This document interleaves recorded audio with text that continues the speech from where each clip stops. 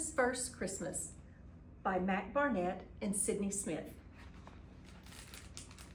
In the old days, Santa didn't have Christmas. All year he made toys at the North Pole, which he loaded up in his sleigh each Christmas Eve, then flew all over the world and placed under trees. When he got home, he slept, and when he woke up Christmas morning, he went back to work. That's it. That's it? Asked a bear who lived near the North Pole and was just passing by on the way to his cave. Santa doesn't do anything special? He sleeps in, said the elves, an extra half hour. The bear frowned. Look, I love to sleep, but still, it's Christmas. The elves were embarrassed.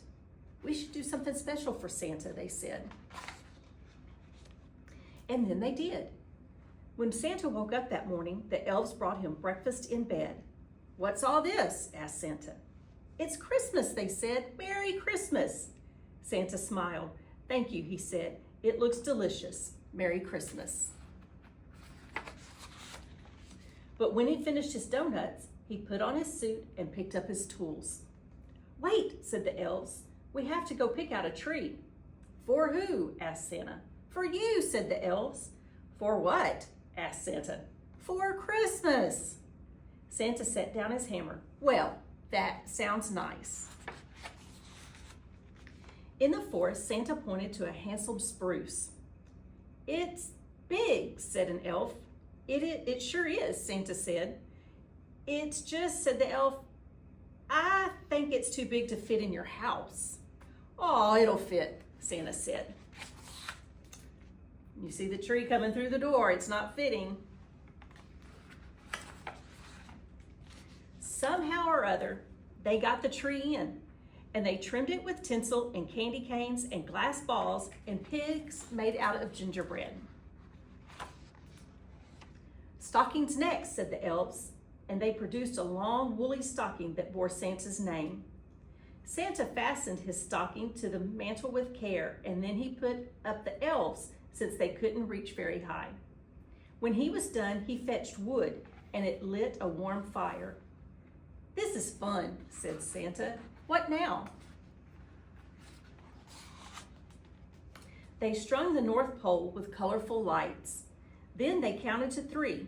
1, 2, 3. Look how all the bright lights came on.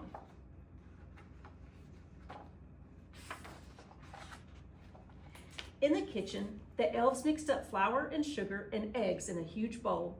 They gave Santa the spoon to lick while they rolled out the dough, which they cut into fancy shapes. But when the cookies came out of the oven, Santa was allowed only 1. We have to save them, said the elves. To leave out with some milk for you know who. But, Santa said, the elves just looked at him sternly. And when they caught Santa putting his fingers in the icing, they asked him to go to another room. So Santa found a warm spot in a chair by the fire where several elves had gathered to tell ghost stories and read poems aloud. When it was Santa's turn, he picked up a fat book bound in brown leather. He had a broad face and a little round belly that shook when he laughed like a bowl full of jelly. Santa set down the book on his knee and smiled. I really do laugh like that, he said, and then he did. The door flew open, a flurry of snow blew in, and someone with a beard, dressed in red with a sack full of gifts, bounded into the room roaring, ho, ho, ho. Santa couldn't tell who it was, but he didn't say. The first gift was for Santa, from one of the elves. The rest of the gifts were for Santa too. I love them, Santa said. I love them all.